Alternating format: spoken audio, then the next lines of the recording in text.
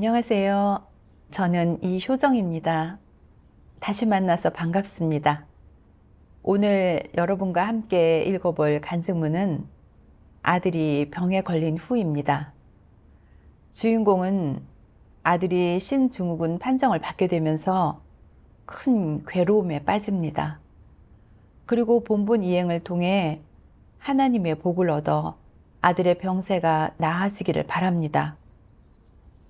하지만 바람과 다르게 아들의 병은 계속 재발했고 마음은 더 괴롭기만 합니다.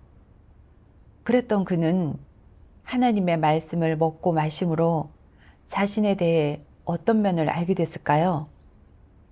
어떻게 고통 속에서 헤어나올 수 있었을까요? 지금 바로 그 이야기 속으로 들어가 보실까요? 전능하신 하나님께서 말씀하셨습니다. 사람의 이성이 너무나 부족하고 하나님에 대한 요구가 너무나 많고 너무 지나치기까지 하는데 이성이라고는 전혀 없다.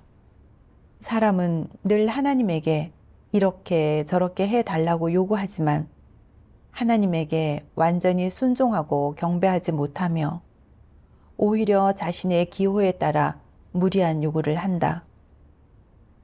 사람의 이성이 너무 부족하지 않으냐? 하나님의 지배와 안배에 온전히 순종하거나 하나님에게서 온 모든 것을 받아들이지 못할 뿐만 아니라 오히려 하나님에게 별도의 요구를 한다. 이렇게 요구하는 사람이 어떻게 하나님에게 충성할 수 있겠느냐?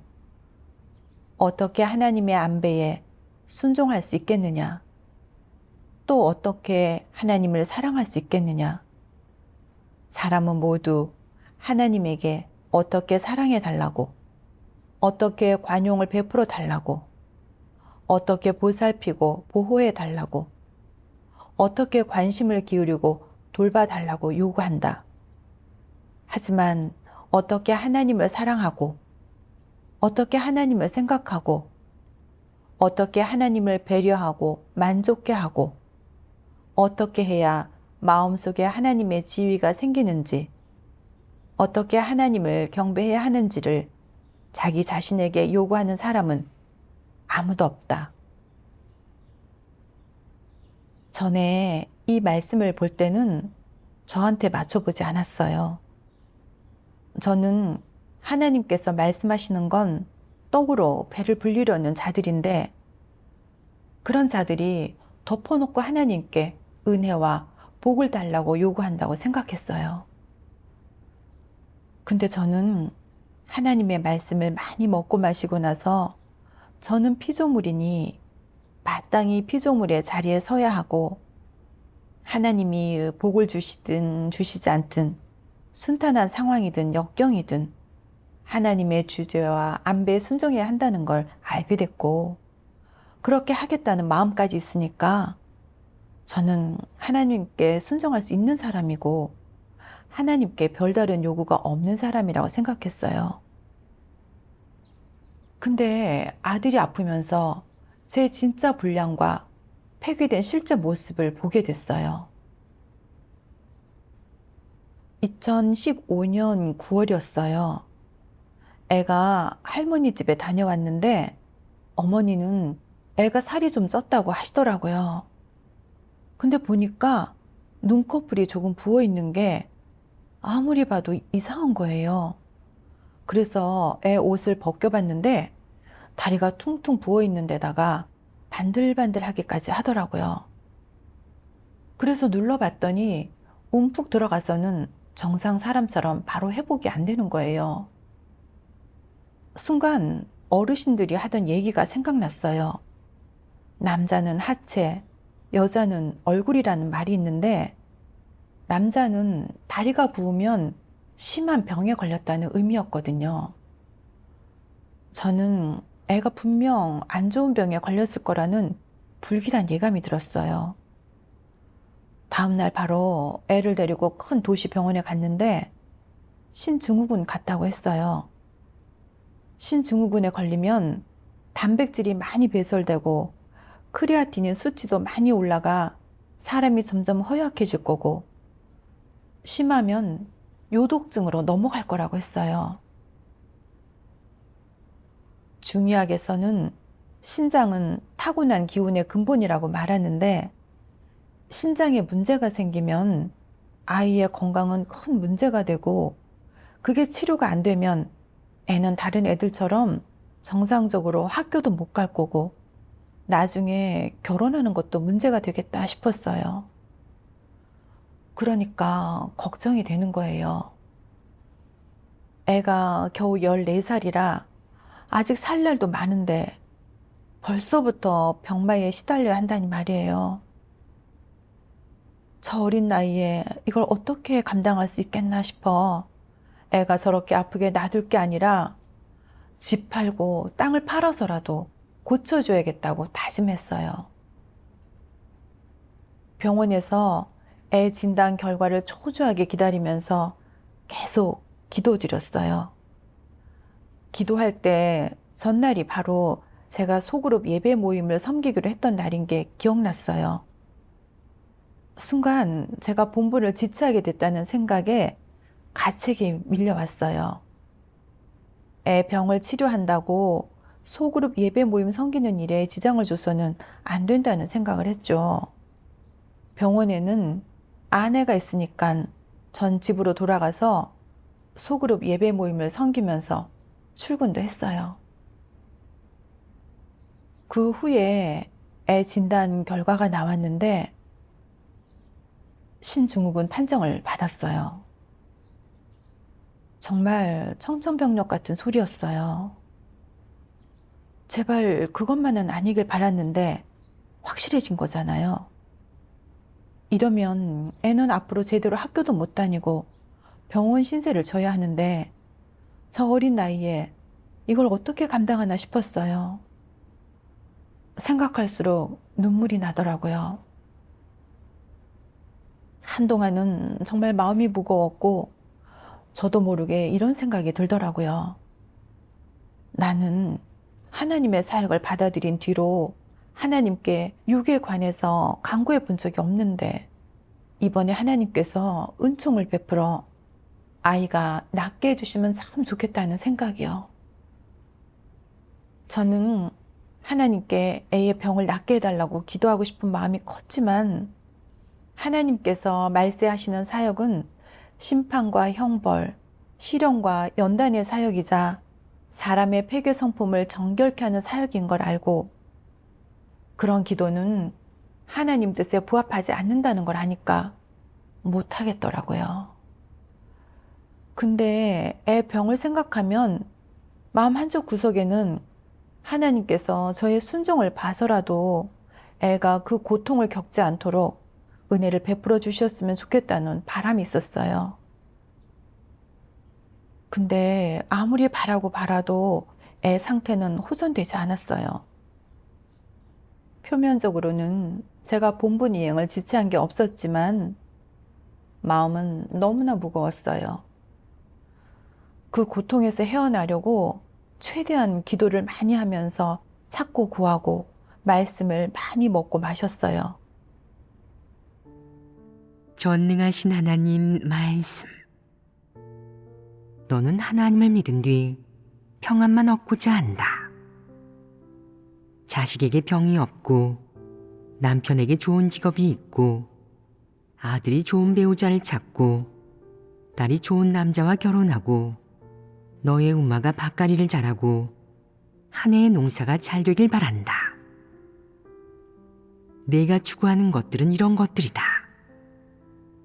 너는 오직 편안하게 살기만을 바라고 너의 집에 나쁜 일이 생기지 않길 바라며 바람이 불어도 내 몸에는 불지 않고 모래가 날려도 내 얼굴은 때리지 않으며 홍수가 나도 내 집의 곡식은 잠기지 않고 모든 재난이 너와 무관하길 바란다. 하나님의 품속에서 살고 안락한 보금자리에서 생활하기를 바라는 것이다. 너처럼 육적인 것만 추구하는 못난 놈에게 마음이 있다고 할 수 있겠느냐? 영이 있다고 할 수 있겠느냐? 너는 짐승 아니겠냐? 아무 대가도 없이 참도를 내게 베풀어 주었는데 너는 추구하지 않는다. 너는 하나님을 믿는 사람이 맞냐? 하나님의 말씀을 보는데 너무 마음이 찔렸어요. 하나님은 저의 기복신앙의 관점을 다 들춰내셨어요. 아들이 신증후군이 확실하다는 판정을 받았을 때 저는 표면적으로는 하나님께 요구하는 기도를 하지 않으려고 억제를 했지만 그래도 저의 순종을 봐서 하나님께서 은혜를 베풀어 아이의 병을 거두어 주시길 바랐거든요. 근데 하나님께서 저의 요구를 충족시켜 주지 않으시니 괴로워했고 이 일을 통해 제가 배워야 할 공과가 무엇인지 구하지도 않았어요. 그럼 전 종교인들과 다를 게 없는 거잖아요. 여전히 떡으로 배만 불리려고 추구하는 격이니 하나님 뜻에 부합하지 않죠. 성찰을 통해 이걸 깨달으니까 너무 면목이 없었고 진리를 추구하지 않으면서도 하나님께 그런 요구를 하는 비이성적인 제가 너무 미웠어요. 그래서 속으로 하나님께 기도드렸어요. 하나님, 아이의 병을 당신께 맡기고 당신의 지배와 안배에 순종하겠습니다. 저에게 긍정적 부담을 주시고 믿음을 더해 주십시오. 본분을 잘 이행하면서 당신을 흡족해 드리기를 원합니다. 기도하니까 마음이 조금 편해지더라고요. 2016년 3월에 저는 교회 리더를 맡게 됐어요. 몇 개월 후 아이의 병이 재발했는데 소변 배출이 제대로 안 되면서 온 몸이 부어올랐어요. 그걸 보니까 가슴이 너무 아팠어요. 멀쩡했던 애가 병 때문에 그렇게 되니까 이걸 언제까지 반복해야 하나 싶은 게 걱정됐죠. 한편으로는 내가 맡은 본분에서 최선을 다하지 못한 탓인가? 조금 더 노력한다면 애의 병이 조금 낫지 않을까 싶었어요. 그래서 본분에 더 전념했어요. 그랬는데 놀랍게도 아이의 상태가 조금씩 좋아졌어요. 저는 하나님께 너무 감사했고 본분에 더 신경 썼어요. 교회 사역들도 어느 정도 성과를 거뒀고요. 어느덧 2016년 가을이 됐어요. 근데 애의 병 상태가 점점 심해지기 시작했어요. 매일 소변 배출은 점점 줄고 수분은 거의 몸에 남아있으니까 몸이 심하게 부어올랐어요. 얼굴은 몰라볼 정도로 변했는데 너무 부어서 눈도 잘 안 보일 정도라 원래 모양을 찾아보기 힘들었어요. 양쪽 다리도 코끼리 다리처럼 부어올라 반들거렸는데 거의 바닥에 내려오지도 못했어요. 우리가 본분 때문에 외출할 때면 애는 휴대폰을 보면서 시간을 보낼 수밖에 없었어요. 그리고 병원에 데려가려고 하면 애는 다 안다는 듯이 제 병은 나을 수 없으니 병원에 가도 소용없어요. 엄마 아빠는 그냥 볼일 보세요. 라고 했죠.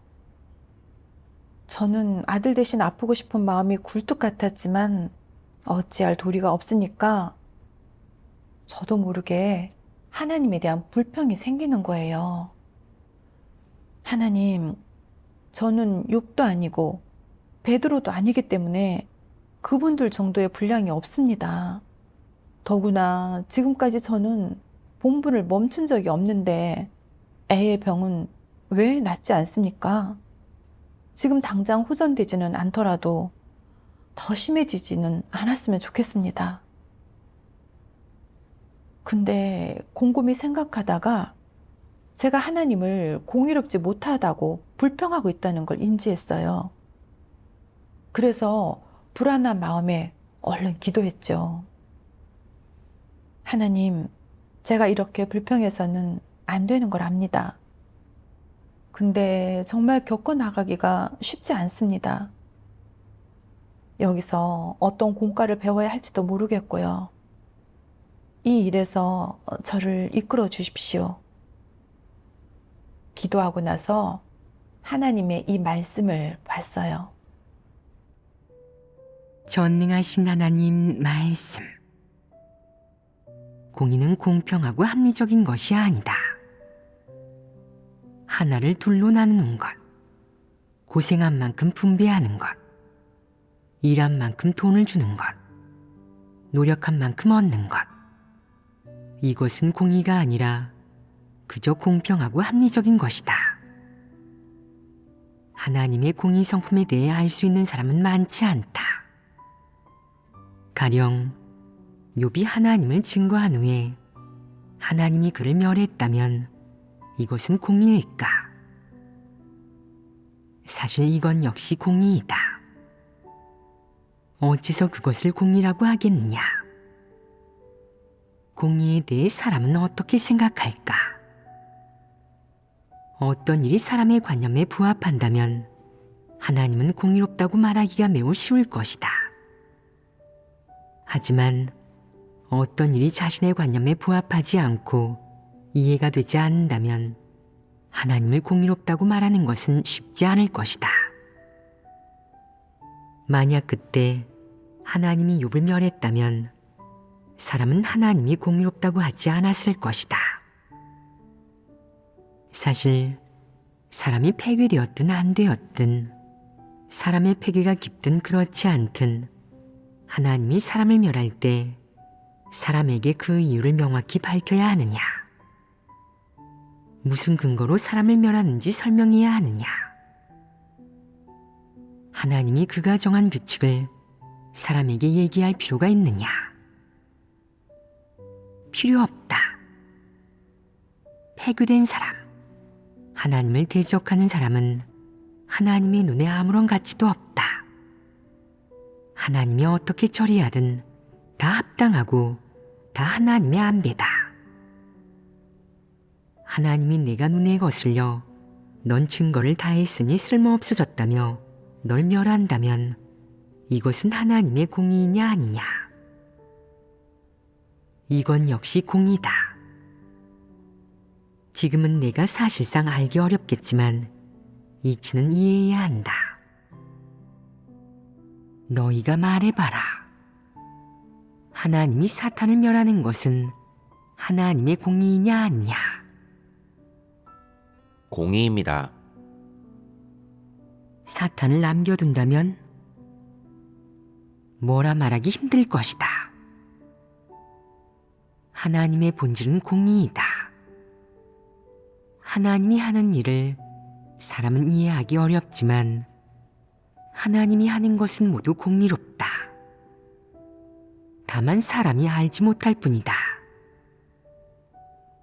하나님이 베드로를 사탄에게 넘겨주었을 때 베드로는 어떻게 말했느냐? 당신이 하시는 일을 사람은 측량할 수 없습니다. 하지만 거기에는 늘 당신의 아름다운 뜻과 공의가 있죠. 그러니 제가 어찌 당신의 지와 행사를 찬미하지 않을 수 있겠습니까? 라고 말했다. 이제 너희는 하나님이 인류를 구원하는 기간에 왜 사탄을 멸하지 않는지 알아야 한다.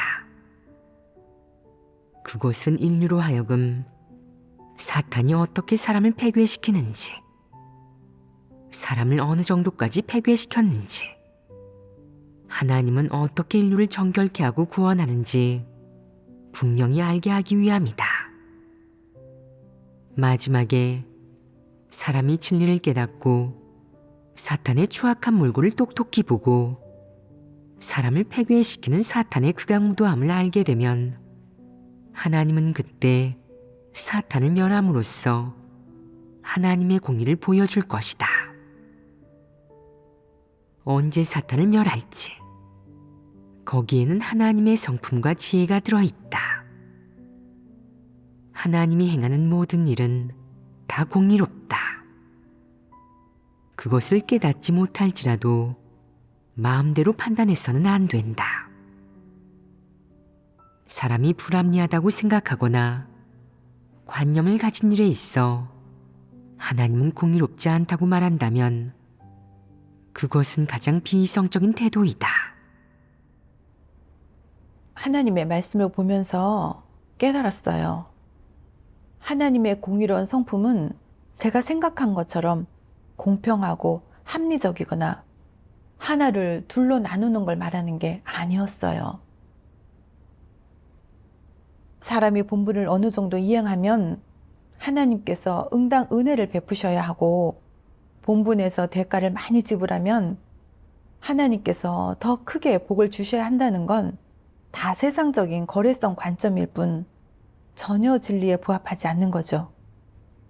하나님의 본질은 공의였어요. 그래서 하나님이 어떻게 하시든 공의로운 성품이 자연히 묻어나는 것이었죠. 욥은 하나님을 경외하며 악에서 떠난 사람이자 하나님이 보시기에 온전한 사람이었어요. 사람의 관념을 기준으로 보면 사탄의 시험을 당하지 말아야 하지만 하나님은 욥에게 그런 일이 임하는 걸 허락하셨어요. 이는 사람의 관념에는 맞지 않지만 욥의 믿음을 온전케 하는 계기가 됐죠. 하나님께서 사람에게 복을 주시든 아니면 거두어 가시든 드러내시든 온전케 하시든 전부 하나님의 공의로운 본질을 보여주시는 것이니 사람은 응당 순종하고 받아들이는 게 맞는 거죠. 자신의 대가와 헌신을 미천으로 하나님께 어떻게 해달라고 요구하면 안 되죠. 근데 저는 하나님의 공의를 잘 모르니까 제가 본분을 이행하면서 헌신을 조금 했을 때 자식의 병이 조금 나아지는 것을 보고는 그게 하나님의 공의라고 생각하고 더 열심히 본분을 이행했어요. 하지만 아들의 병이 재발하고 갈수록 심해졌을 때 저는 하나님이 주신 시련이 너무 무거운 것 같아 불평했고 하나님께 따지며 대항하기 시작했어요. 제가 정의한 하나님의 공의는 제가 수고하고 지불한 대가에 따른 은혜와 축복을 기준으로 가늠하는 거였어요. 그것은 온통 맞바꾸려는 거래일 뿐이죠. 그건 저의 관념을 기준으로 하나님께 요구하는 거잖아요. 저는 피조물로서의 본분을 이행한 게 아니었고 피조물이 갖춰야 할 양심과 이성을 갖추지 못했죠. 그래서 하나님께 기도했어요. 하나님, 저는 양심과 이성 있는 사람이 되고 싶고 제 본분을 잘 이행해서 당신을 흡족게 해드리고 싶습니다. 저는 왜 제 뜻에 맞지 않는 일이 생기면 당신을 오해하고 원망할까요? 하나님, 이 일을 통해 저 자신을 알 수 있게 이끌어 주십시오. 나중에 하나님의 말씀을 봤어요. 전능하신 하나님 말씀. 하나님을 믿는 순간부터 사람은 하나님을 화수분이나 만물상자로 삼고 자신을 하나님의 가장 큰 채권자로 간주한다. 하나님으로부터 복과 약속을 얻어내는 것이 생득적 권리이자 책무라고 생각하고 반면 사람을 보호하고 보살피며 사람에게 뭔가를 제공하는 것은 하나님이 다해야 할 책임이라 여긴다. 이것이 하나님을 믿는 모든 이가 하나님을 믿는다는 표현에 대해 갖고 있는 가장 기본적인 이해이자 하나님을 믿는다는 개념에 대해 갖고 있는 가장 깊은 이해이다. 사람의 본성 본질에서부터 사람의 주관적인 추구에 이르기까지 하나님을 경외하는 것과 관련된 것은 하나도 없다. 또한 사람이 하나님을 믿는 목적은 하나님께 경배하는 것과 연결짓는 것이 전혀 불가능하다. 다시 말해, 사람은 하나님을 믿으면서 단 한 번도 하나님을 경외하고 경배하려고 생각하거나 그래야 한다는 것도 알지 못했다는 것이다. 사람은 늘 하나님에게 요구가 있다. 이것은 어떤 문제겠느냐? 사람이 늘 하나님에게 관념을 갖는 것은 또 어떤 문제겠느냐? 사람의 본성 안에는 어떤 것들이 있겠느냐? 나는 사람이 어떤 일에 부닥치든 어떤 일을 대하든 항상 자신의 이익을 지키고 자신의 유익을 고려하며 항상 자신을 위해 핑계와 구실을 대면서 전혀 진리를 구하거나 받아들이지 않는다는 것을, 모두 자신의 유익을 위해 변호하고 자신의 앞날을 위해 계산한다는 것을, 하나님에게 은혜를 요구하며 이득이 되는 것이라면 다 얻고 싶어 한다는 것을 발견했다. 사람은 하나님에게 왜 그렇게 많은 요구를 하겠느냐? 이는 사람의 본성이 탐욕스럽다는 것을 의미한다. 사람은 하나님 앞에서 일말의 이성도 없다. 사람이 행하는 모든 일은 그것이 기도든 교제든 설교든 할 것 없이 결국 사람이 추구하고 생각하고 동경하는 것은 다 하나님에게 요구하고 받아내는 것이다. 사람은 모두 하나님에게서 무엇을 얻기를 바란다. 어떤 이는 본성의 일입니다 라고 말하는데 그렇다. 이 밖에 사람이 하나님에게 너무 많이 요구하고 지나친 욕망을 너무 많이 품는 것은 사람에게 양심과 이성이 없어도 너무 없다는 것을 의미한다. 사람은 모두 스스로를 위해 요구하고 얻어내려고 하거나 고실과 핑계를 댄다. 전부 자신을 위한 것이다. 많은 일에서 사람의 행동에 조금의 이성도 없다는 사실을 알 수 있다. 이는 사람은 자기만을 위해 살아야 한다 라는 사탄의 논리가 이미 사람의 본성이 되었음을 완벽하게 보여준다. 사람이 하나님에게 너무 많은 것을 요구하는 것은 어떤 문제를 설명하는 것이냐? 사람이 사탄에 의해 그 지경까지 폐괴되고 하나님을 믿음에 있어서 하나님을 전혀 하나님으로 대하지 않았다는 것이다. 이 말씀을 보는데 너무 마음이 찔렸어요.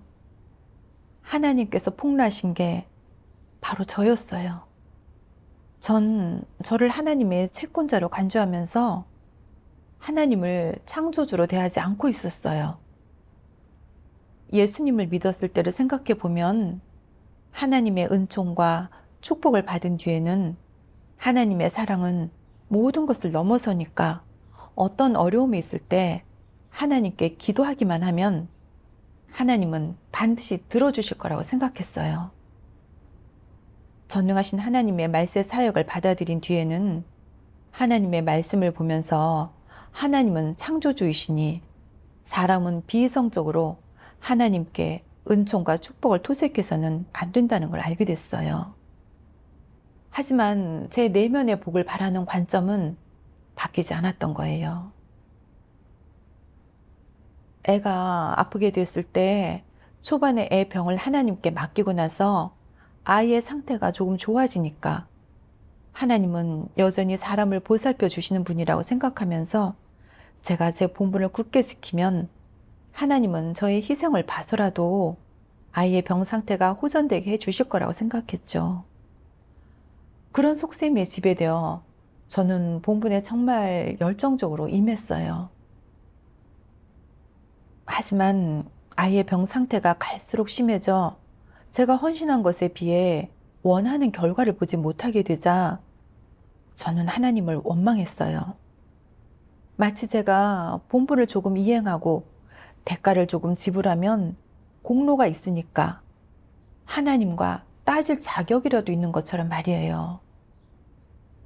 보니까 제가 하나님을 믿고 본분을 이행하는 건 복과 이득을 얻기 위한 거였지 순수하게 하나님을 흡족해 드리기 위한 게 아니었어요. 저는 정말 이기적인 본성을 갖고 있었어요. 피조물이 하나님을 믿고 경배하는 건 더더욱 당연한 건데 저는 속에 항상 제 속셈과 요구를 품고 있었어요. 저의 행태는 하나님을 속인 거니까 하나님께 절대 인정받을 수 없는 믿음이었어요. 너무 부끄럽고 면목이 없어서 피조물의 자리에 서서 마음가짐을 바로잡고 더는 하나님께 요구하거나 불평하지 않고 온전히 아이를 하나님께 맡기기로 했어요. 2018년 말에 위험 상황이 닥쳐서 집을 떠나야만 했어요. 하필 그 시점에 애가 장기간 스테로이드 약물 복용 때문에 대퇴골두 무혈성 괴사를 앓게 됐어요. 그래서 허리를 펴지 못한 채 양손으로 무릎을 짚고 걸어 다녀야 했어요.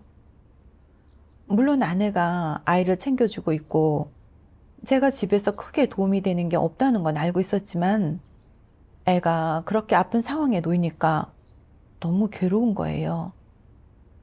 애가 낫기는커녕 병이 더 생기기만 하는데 난 어떤 선택을 해야 할까? 집을 떠나는 게 맞나 싶은 게 생각할수록 마음이 아프기만 했어요. 그저 하나님께서 기적적으로 아이의 병세가 빨리 억제될 수 있게 해주시기를 바랐어요. 그때 전 또다시 하나님께 요구하고 있다는 걸 느끼게 되자 다시 기도했어요.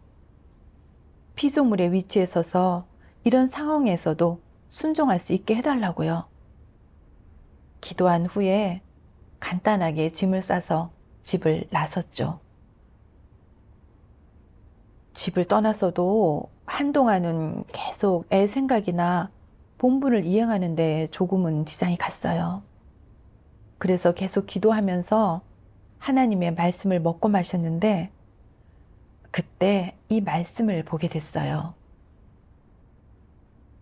전능하신 하나님 말씀, 부모는 한 사람의 삶에서 출산과 부양의 책임을 지고 그 사람이 성장할 수 있는 환경을 형식적으로 제공할 뿐이다.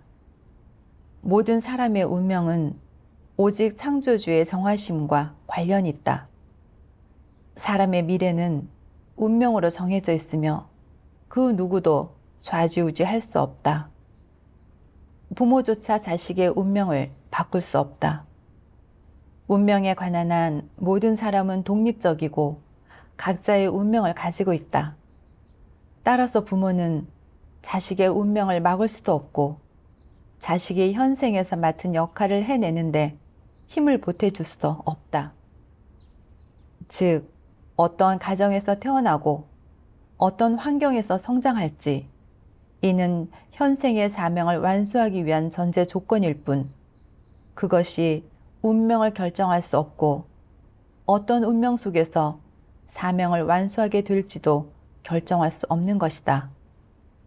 따라서 부모는 한 사람이 현생의 사명을 완수하는 데 도움을 줄 수 없고 가족들 역시 그가 현생의 역할을 수행하는 데 보탬이 되지 못한다. 자신의 사명을 어떻게 완수하게 될지, 어떤 생존 환경에서 자신의 역할을 수행하게 될지는 완전히 현생의 운명에 달려있다. 하나님의 말씀을 통해서 다시 깨달았어요. 모든 사람의 운명은 하나님의 주재와 안배에 달려있다는 걸요. 누구든 일생 동안 어떤 고난을 받게 되든 그것은 아무도 대신할 수 없는 거였어요. 제 아들에게 제가 할 수 있는 건 어른이 될 때까지 부양하면서 제 책무를 다하는 거죠. 그 외에 아이가 어떤 고난을 겪을지, 어떤 일생을 살지는 모두 하나님께 달려있는 거지, 제가 어떻게 결정하거나 바꿀 수 있는 게 아니었죠. 돌아보면 제가 집에서 애를 어느 정도 돌볼 수도 있고, 시간에 맞춰 약도 챙겨주었지만, 그래도 애는 대퇴골 무혈성 괴사를 앓게 됐어요. 애가 받을 고난은 제가 보살펴주고 곁에 있어 준다고 바뀌는 건 아니었어요. 제가 애 곁에 붙어 있어도 그저 함께하며 작은 위로만 해줄 수 있을 뿐, 애의 병 상태가 더 심해지지 않거나 낫게 해줄 수는 없는 거죠. 제가 아이를 온전히 하나님의 주재와 안배에 맡기는 게 가장 합당한 선택이었어요. 이렇게 생각하니까 조금 마음이 놓이면서 본분에 좀 더 집중할 수 있었어요. 나중에 아내한테서 아이가 다시 입원했다는 편지를 받았어요. 애 병이 재발하니까 마음이 괴로운 건 여전했어요. 그래서 하나님께 기도하면서 온전히 아이를 하나님께 맡기고 하나님께서 모든 것을 주재하고 안배하시기를 원한다고 했어요. 제가 해야 하는 건 하나님의 주재와 안배에 순종하면서 제 본분을 잘 이행하는 거더라고요. 그렇게 기도하고 더 이상 하나님께 요구하지 않으니까 마음은 오히려 더 든든하고 편했고 본분에 전념할 수 있었어요. 네, 오늘의 간증문 내용은 여기까지입니다. 형제님의 체험을 들으면서 느끼신 게 있으실까요? 언제든지 댓글로 남기실 수 있습니다. 그럼 저는 다음 시간에 인사드리겠습니다.